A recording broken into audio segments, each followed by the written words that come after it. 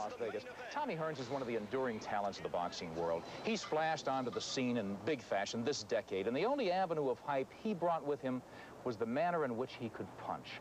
Hearns could be devastating, but something's been burning inside him, gnawing at his very essence. Sugar Ray Leonard beat him here nearly 8 years ago, and because Hearns is totally defined by what he is, and who he is, a warrior, Monday will be, in a very real sense, his last stand.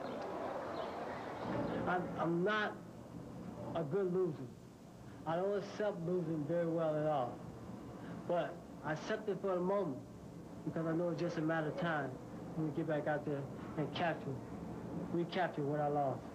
8 years ago, Tommy Hearns came here to Caesar's Palace, a proud champion who'd never lost. Then Ray Leonard called. It was an epic battle. Momentum sailed back and forth. And with 3 rounds to go, Hearns was winning on all 3 scorecards.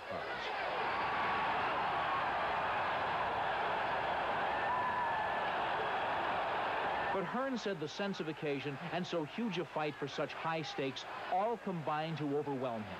He cracked under pressure that night. Plus, I thought I had to fight warm. I relaxed. And once I started relaxing, the man like Ray Leonard had to spin, I had to pay for it. That night, Sugar Ray Leonard took Tommy Hearns' title and broke his heart. And since then, it's been 8 years of massive frustration. I hate it. I don't want to be in a position ever again. Hearns says he literally still has nightmares about that night in 1981 and just how bitter defeat tasted. Since then, he's become a 5-time world champion, made millions more. He fought 8 of the most furious minutes in boxing history, but got flattened by Marvin Hagler. Last year, he was embarrassed by Iran Barkley, who knocked him out. And last November, James Kinchin knocked him down before Hearns struggled to survive a controversial split decision. The point is, Hearns looks vulnerable and thinks Leonard waited this long to give him a rematch because he sees a guy ready to fall again. I think Ray's basic strategy was to wait until he thought that I wasn't able to do it anymore.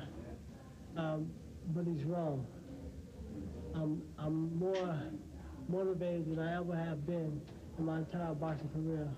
For this fight, Hearns went back to his boxing roots and did all his serious training home in Detroit at the place he learned to box. The Kronk Gym, a bomb shelter. Walk in to instant sweat. They crank the heat up, even in summer. But better to extract the maximum pain in training, so the desert heat of Las Vegas Monday night will seem like Arctic air. And while the fire in Hearns' belly has been raging for 8 years, he swears he'll curb his consuming urge to crush Leonard. I'm not going there trying for a knockout the first few rounds. I'm going in there to box him and try to set him up. If the knockout comes, then we'll accept it. But if not, then we're just going to box him. But beyond the sheer physical state of each fighter, who are undoubtedly both past their prime, the mental energy is always a vital component. And if much of boxing